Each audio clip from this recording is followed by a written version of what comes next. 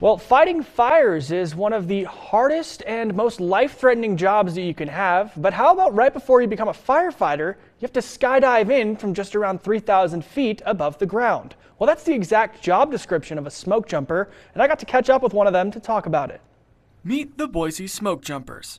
They're just like every other firefighter, except their job starts about 3,000 feet above an active fire. Their job is to jump out of a plane to get to the fires that other resources can't get to. Basically, we're the same as other ground resources. The main difference between us is that we are delivered through air via plane, We're usually utilized where maybe there's not as many roads or easy access to the fire, so we can get there quicker.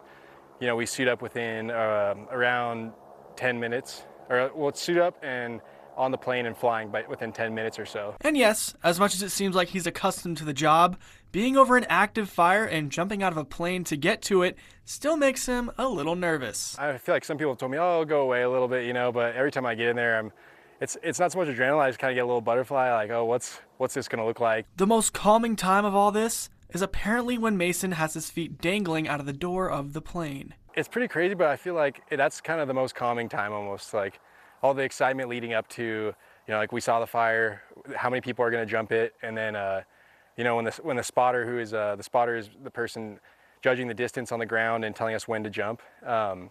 Once they say get in the door, it's kind of all focus. To become a smoke jumper, you have to go through extensive training, and prior experience as a firefighter is necessary to land the job.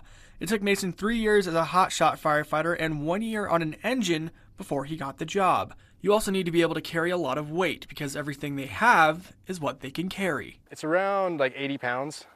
And then total weight, when we're like packing out, we got like extra food and all that kind of stuff. Like we have these bags, these huge bags that fit all that stuff in it. It turns into like a backpack, and it can end up being like 110 or so.